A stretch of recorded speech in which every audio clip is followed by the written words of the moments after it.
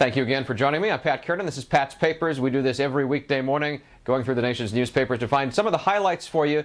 Here's some of what we found for you today. We will lead again today with the auto industry's big news from Detroit yesterday wasn't from the companies, but from the union. The Detroit Free Press headline is UAW steps up to boost companies.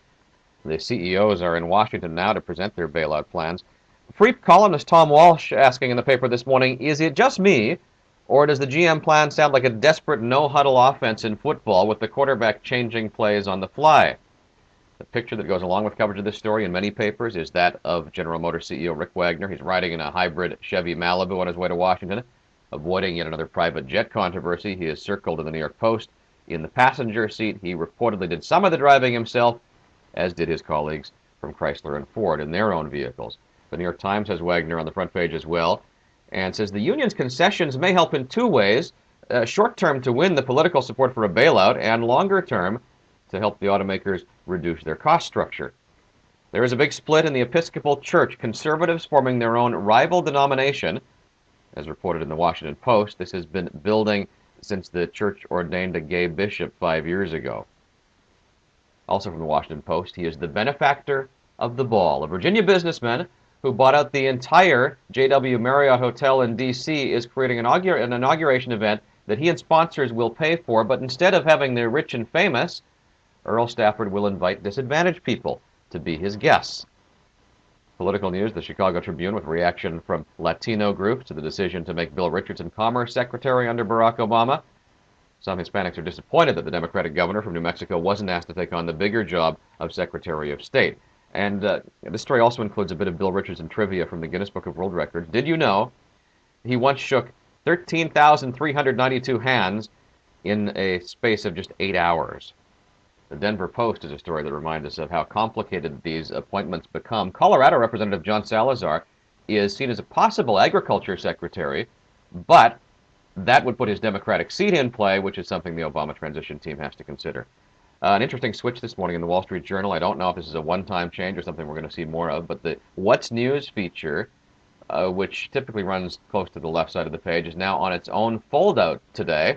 There's an ad on the other side of the page, hidden from view here, but you flip this out, there's a story underneath there, and then next to the fold-out is the news about the Treasury Department and a plan to push down interest rates for mortgages. The target is to get long-term rates down as low as 4.5%. The headline in the Personal Journal section is better scratch that Kindle off your list. The Amazon Kindle electronic book reader is completely sold out for Christmas. Amazon thought it had enough of them, but then the most powerful woman in book selling mentioned the device on TV. Not that they're complaining about Oprah's love for the product, but they probably won't have new stock until February. The LA Times reporting on the Grammy Award nominations. New Orleans rapper Lil Wayne led with 8 Grammy nominations, more than anyone else.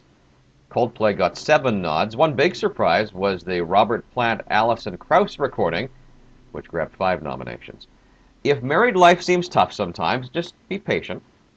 San Francisco Chronicle says it may all get better when the kids move out of the house. A UC Berkeley study that analyzed the marital satisfaction of more than 100 women over 18 years determined that things are better after the kids leave. One of the researchers said after the kids are out of the house, women don't actually spend more time with their partners, but they better enjoy the time they spend together. Somalian pirates meet the enforcer. The New York Post has a picture of the ship that the security company Blackwater is offering to ward off pirates. It will carry a helicopter and 30 security guys. They will hold the pirates back when they set their sights on a ship that they could hold for ransom. New York Times tech columnist David Pogue reviewing a phone camera this morning. Key distinction there, not a camera phone, a phone camera. He says a camera phone is a phone that happens to have a camera, often not a very good camera. The phone camera has a real camera, zoom lens, takes pretty good pictures, and happens to have a phone. The Times House and Home section offers plenty of clever gifts for the holidays, 25 ideas for gifts under 25 bucks. And there's also a list for people who are truly impossible to buy for, such as the friend who is too rich. Finally, from Houston, the Chronicle says Bush Airport setting up a public address system karaoke contest for the busy December travel period. Here's a sentence from the story. It says, karaoke has landed at George Bush Intercontinental Airport just in time for the holiday season. Now you can clear security, step up to the microphone, and belt out your travel frustrations by singing the Beatles' Nowhere Man. If you're there and want to sing, or maybe if you're there and you want to avoid the area entirely, it is set up in Houston's airport between terminals D and E. And that's our report for today. I'm Pat Kiernan. Thanks for being with us today. We do this every weekday, and you can always go to patspapers.com where you will find the rundown of the stories we featured today and links you can click on to get to the individual newspapers where those stories were published.